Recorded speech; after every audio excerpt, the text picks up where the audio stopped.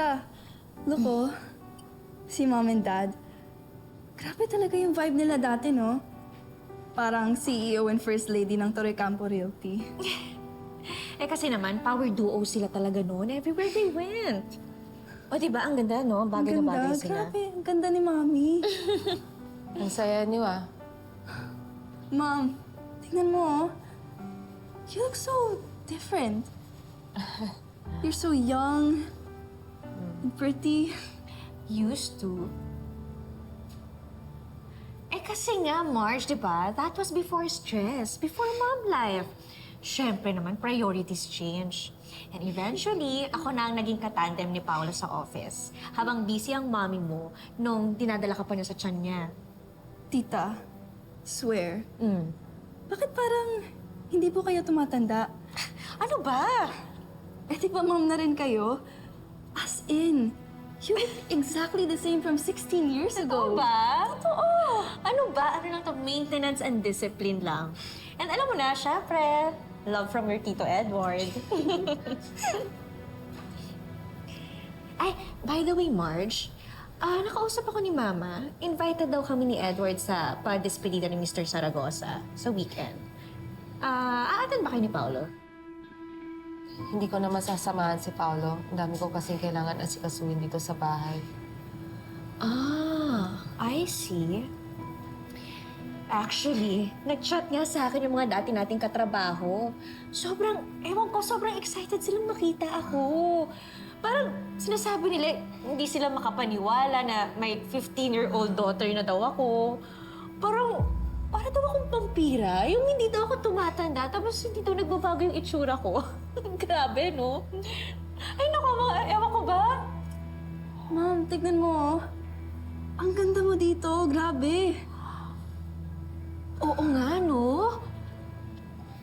Grabe, Marge. Parang ibang tao ka dito. Pero, alam mo, konting ayos lang. Kaya pa namang ma-revive.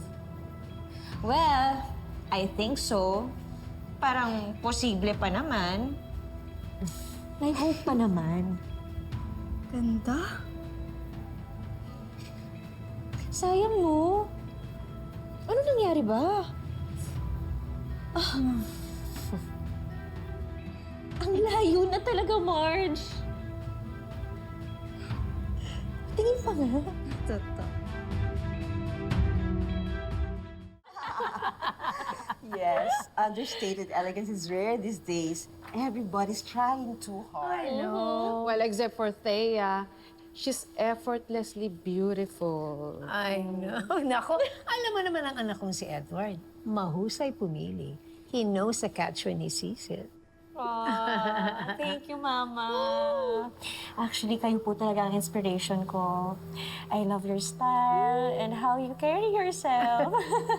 Kaya nga, siguro nga na-adapt ko na ang pagiging radiant and classy niyo.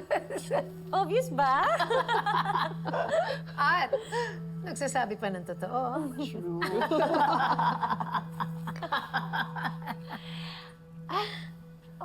Look, Ma. Nandito rin pala ang inyong favorite daughter-in-law. Hi, Marge! Halika! Join us! Halika, ikaw naman, oh. Nandito ang mga amiga ni Mama. Okay ka lang? Well, look at you, Marge. Narinig namin, super busy ka sa pagiging mommy. Kaya pala bihira ka na makasama sa mga events namin. I love your outfit. Very practical. Bihira na ngayon ng mga ganyan na confident maging comfortable. Ano ba? Alam niyo naman si Marge. She's juggling consultancy work at pag-aalaga kay Jasmine na may special needs. Pero impressive naman talaga tong si Marge. Actually, kung alam niya lang na dadating kayo, edi sana nakapag-ayos-ayos siya ng konti. Ay, naku, oo naman. I'm sure. Naku, ito pang si Marge.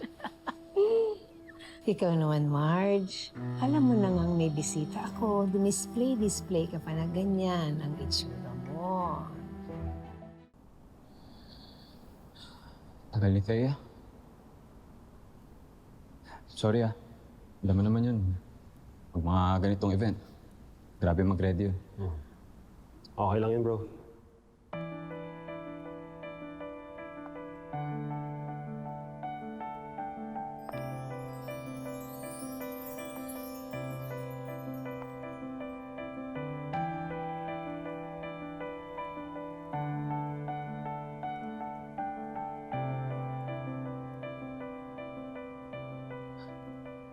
There she is.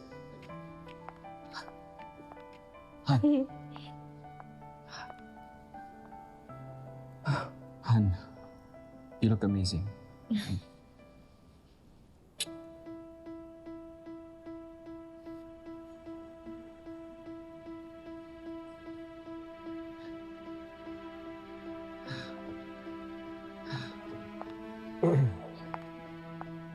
Hi, Paolo.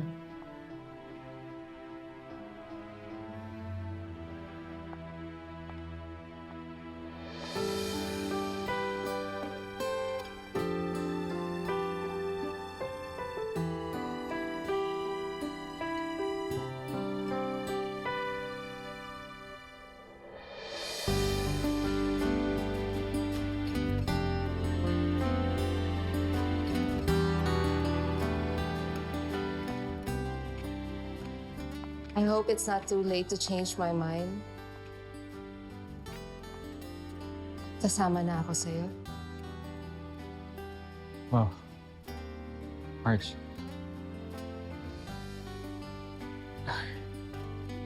Nice!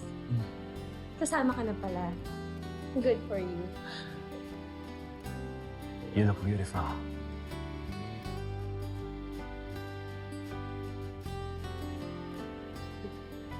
Let's go.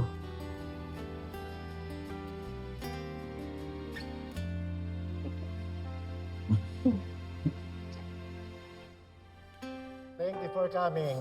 Mabuti naman nakarating kayo. Ang tagal na natin hindi nagkita, Mars. Oo nga. Oh, si Comadre.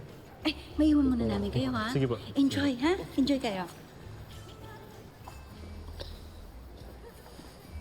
Thank you, love Sobrang saya ko. Hindi mo lang alam kung gaano ko na-miss to. Yung ganito. Yung tayong dalawa. Parang dati. Nag-promise tayo sa isa't isa, love, na ayusin natin to. At kay Jasmine. Kaya kailangan ko rin alagaan ang sarili ko para magpagpatuloy kong pag-aalaga sa atin. Just really glad you're here.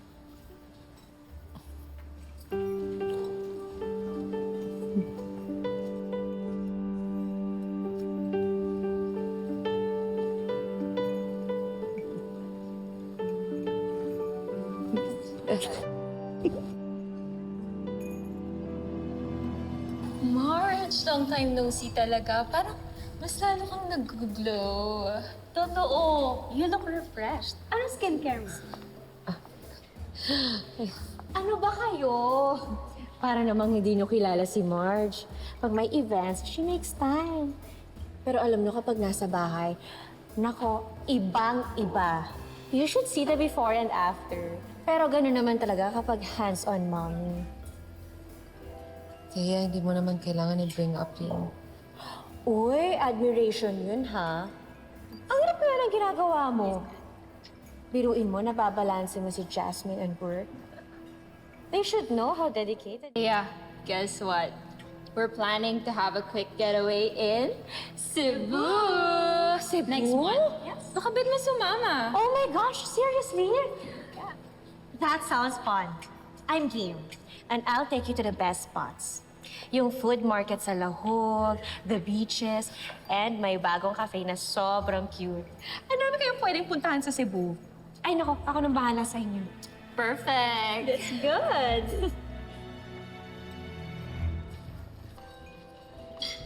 Kaya, totoo bang pumayag ka na sasama ka sa Cebu kay Clarissa? Why not? Bakit ka pumayag? Ano yung mga death threats? Tigilan niyo na kami! May investor kasi na nagsabi sa amin na magbabalik daw kami ng Cebu. Delikado daw yung buhay namin ng anak ko. Huwag niyo na kaming guluhin! Actually, I just said yes to the invitation. To be polite. Ano ba? Hindi naman talaga ako sasama, no? So, of course, hindi ko makakalimutan yung mga death threats ng mga loan sharks dun sa Cebu. Loan sharks?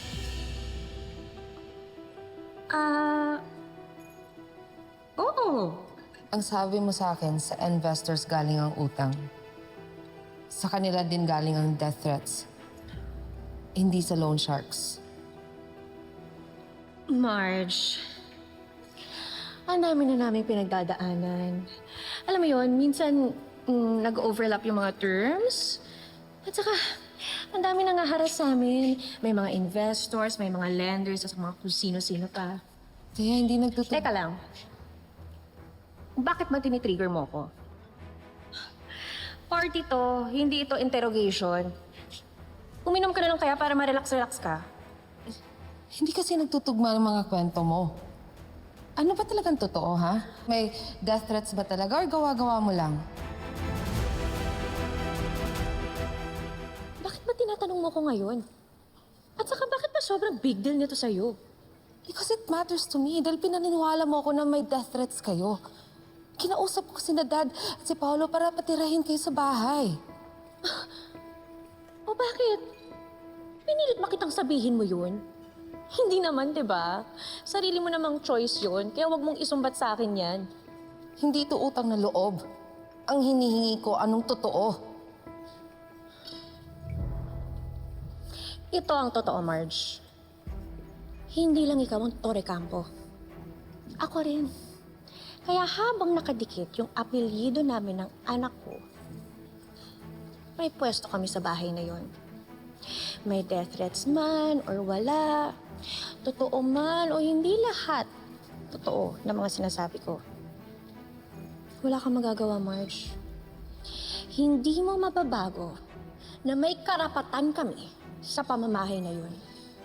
Kaya hindi ko kinapustyon ang karapatan mo bilang Torre Campo. Ang hindi ko gusto, ginagamit mo ako bilang instrumento para sa kasinungalingan mo. So what then? Isusumbong mo ko? Go ahead! Eh wala ka namang proof. It's just your words against mine. Nasa sayo naman yan, Marge. Gusto mo ba na magulo ulit ang pamilya natin kapag siniraan mo ko? Pwede ba hindi paninira ang pagsasabi ng totoo? Huwag ka pa victim dito at huwag mo ilipat sa akin ang blame. Eh sinong sisisihin ko kapag napalayas kami? Maaating ba ng konsensya mo kapag tinakwil ng daddy mo si Edward? At kapag nasira ang future ni Ashley?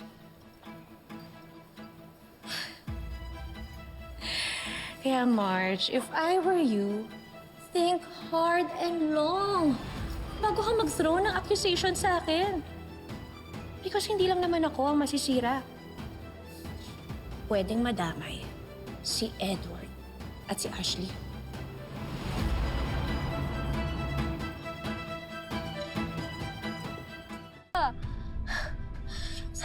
Kaya kaya sila?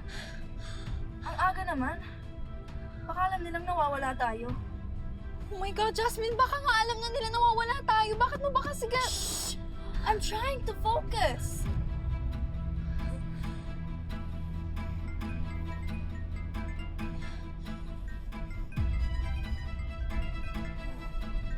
Jasmine, yung daddy mo na yung tumatawag. Oh, please, can we just go back now? Down! Itutuloy natin to. Kung pagalitan man tayo pag-uwi, edi lubusin na natin mag-enjoy muna tayo sa party. Okay? What? Pero Jas,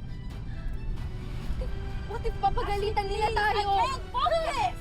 Wait lang kasi, Jasmine, what if pagalitan nila tayo? Ano ba? Can we just go home already? Ayoko na! Ayoko na!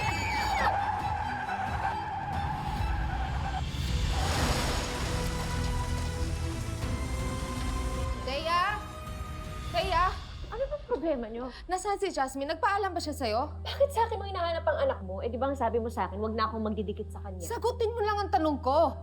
Hindi ko alam kung nasaan ang anak mo. Last ko siya nakausap kanina pang umaga. Baka nasa kwarto lang ni Ashley. Wala siya ron. Wala din doon si Ashley. Imposible! Eh hindi naman lumalabas Ashley paglabas na ng bedtime niya.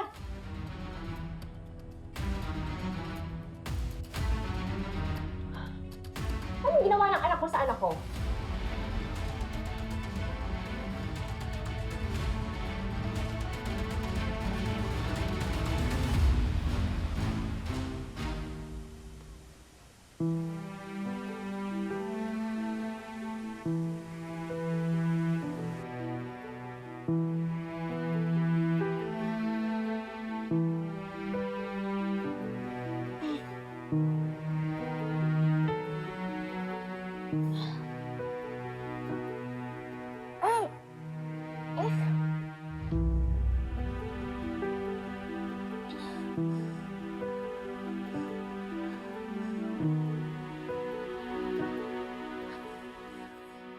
Jasmine?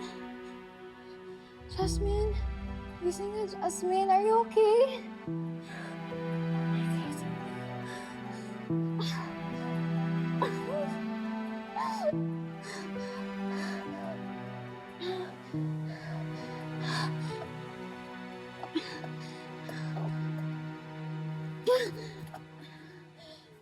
Tulong! Tulungan niyo kami! Jasmine! Jasmine, gumising ka na, please, Jasmine. Jasmine, gumising ka na, please.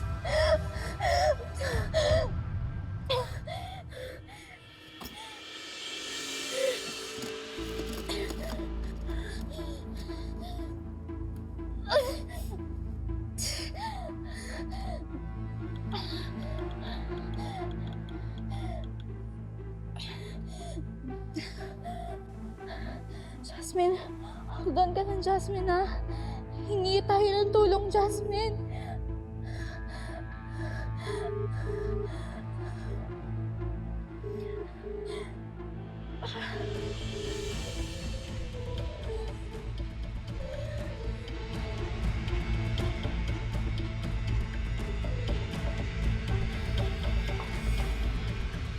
Wala doon yung isang SUV, pati yung spare key, wala. Di sila marunong mag-drive. Baka mapano sila. Why would they do that? Saan naman sila pupunta? Sa party ni Sander. Yun ang sinabi sa akin ni Jasmine kaninang umaga. Malamang doon sila nagpunta. This is all your fault. Masyado ka kasing mahigpit kaya nagrebelde ang apo ko. Kaya tumakas sila ng ganito. Enough, Rina! Walang sisiyan ngayon. Hanapin muna natin ang mga bata. May GPS ba o tracking system yung sasakyan para mahanap natin sila? Hello? Opo, ako po yung mother ni Jasmine Torrecampo. Ano? Na-aksidente sila? Ha? Kumusta lagay nila? Ano nangyari? Saan hospital po? Hello?